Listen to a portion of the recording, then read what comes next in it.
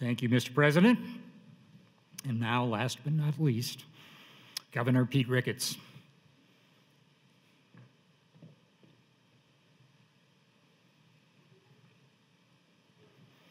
Please raise your right hand.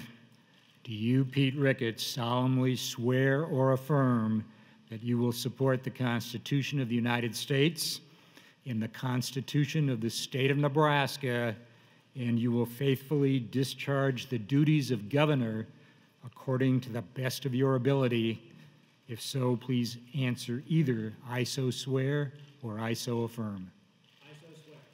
Thank you very much, and congratulations.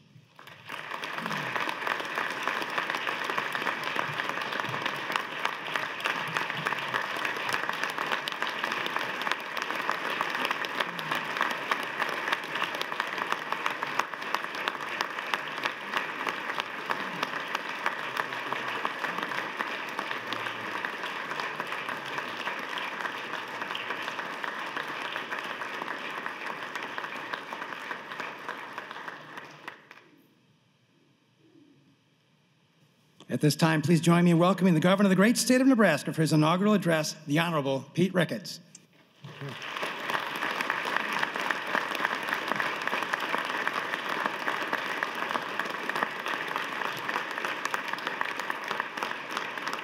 Thank you, President Foley.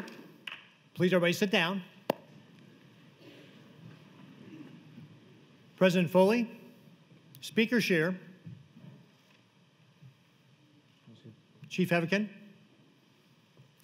members of the unicameral, distinguished guests, including STRATCOM Commander General Hyten, friends, family, my lovely wife Suzanne, fellow Nebraskans, Happy New Year, and congratulations on the commencement of the first session of the 106th Legislature. I want to especially congratulate our newly sworn-in elected officials and officers and our new members of the legislature. I have a deep admiration and respect for our state senators and the work you do here in the chamber. You sacrifice much to serve the people in your communities. Thank you for your service.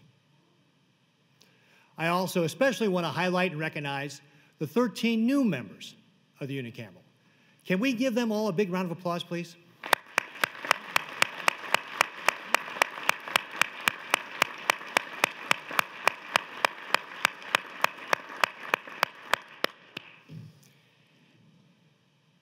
It is a deep honor for me to continue to serve as the 40th governor of the great state of Nebraska.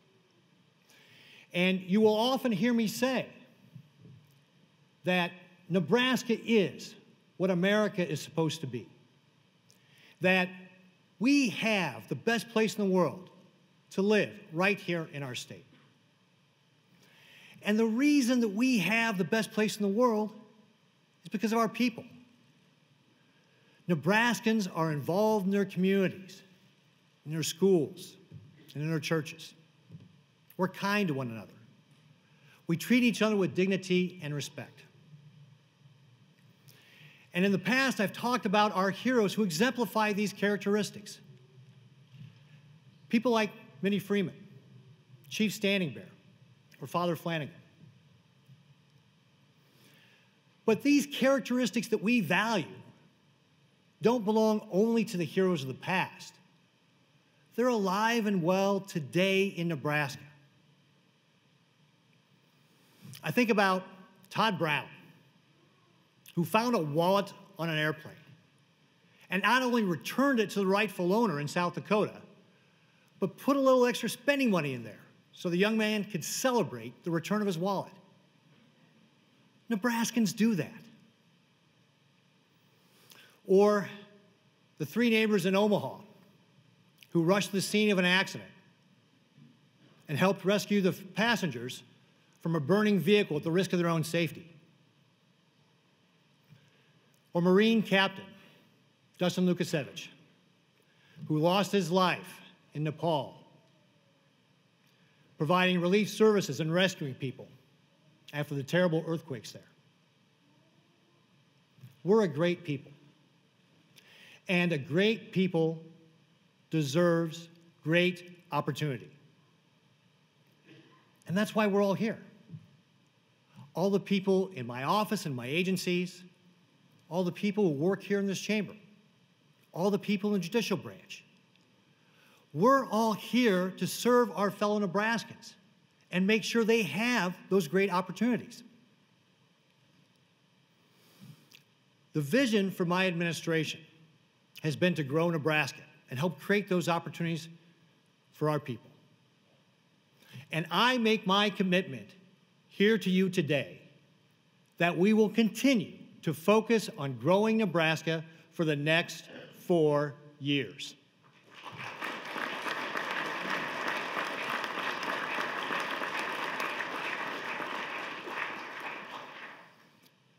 Now, our strategy to grow Nebraska has 4 pillars. The first pillar is making sure we're connecting Nebraskans to great-paying jobs and that they've got the skills to be able to take those jobs.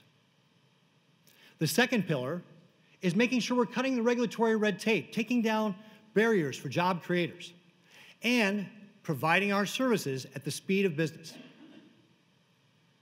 The third pillar is making sure that we're good stewards of the taxpayer dollars, that we're doing a good job of taking care of the people we're supposed to, but we're also being respectful to the people who are paying the bills, that we're constraining spending, providing tax relief, especially property tax relief. And the fourth pillar is that we promote our state. And this is why I travel all around the country and around the world, from New York to Seattle, Japan to Europe, telling people that we have got the best place in the world right here. And folks, we've been recognized. We've been rewarded for that. We are recognized as being the #1 most fiscally stable state in the country. We're #2 for regulatory environment and cost of doing business. We have had the 3rd highest wage growth in Nebraska of any state in the country since 2014. We've got the 4th highest workforce participation rate. Forbes says we're the 5th best state overall for business. We've got the 6th lowest unemployment rate. And for 2 years in a row now, we have led the nation in the most economic development projects per capita of any state in the country. And when those companies invest in our state, they're creating those job opportunities for our Nebraska families. They'll allow our families to send their kids to school, go on that family vacation, and enjoy the good life here in our state. And folks, that's what it's all about. I think about companies like Facebook and their billion-dollar investment in Papillion, creating about 1,000 construction jobs now and 200 ongoing jobs when that facility is fully operational. Or Prairie Catalytic in Columbus. They're creating a biorefinery with their $50 million investment that will turn ethanol into ethyl acetate. Or Becton Dickinson last year announced a $200 million investment in our state on top of the $140 million they just did and creating 300 additional jobs at their facilities. Or Costco in Fremont. Their new plant there will create 800 jobs in Fremont and the opportunity for 125 farmers to be able to put up poultry barns, to be able to diversify their revenue, build equity in their operation, and allow young people to come back to the family farm. Or right here in Lincoln, Kawasaki, a $3.6 billion contract to build rail cars for the East Coast. Last year at the State of the State, you may remember, we talked about Eric Jones, a line worker at Kawasaki.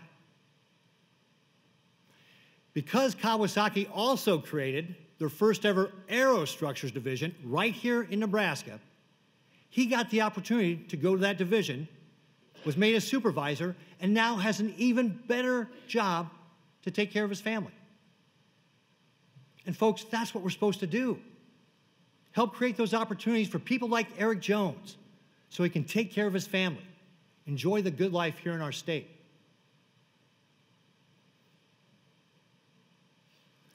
It's not going to be easy, but we need to continue to grow Nebraska. 4 years ago, I borrowed the words from a great Nebraska stateswoman, Virginia Smith, who said, "There is no excellence without great labor." We're going to have to work hard and work together. We're going to have to roll up our sleeves, use a little bit of Nebraska grit. But I'm confident working together, we can address the priorities of Nebraskans in the next weeks, months, and years. Next week, I'll return with my budget that focuses on these priorities. We're going to have to continue to control spending and address key priorities like property tax relief. I'm asking for your help in enacting this vision to grow Nebraska. So once again, I want to say thank you to our state senators for your service and sacrifice. I want to say best wishes to our newly sworn-in officials. Remember this special day. And on behalf of Suzanne and my family, God bless you all, and God bless the great state of Nebraska. Thank you.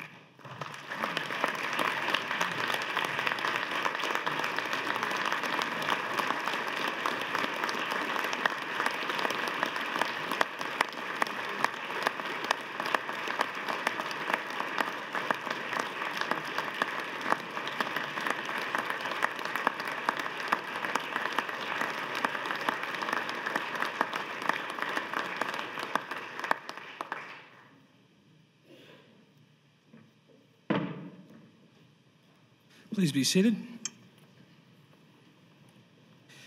Thank you very much, Governor. Will the escort committee for the governor please come forward to escort the governor?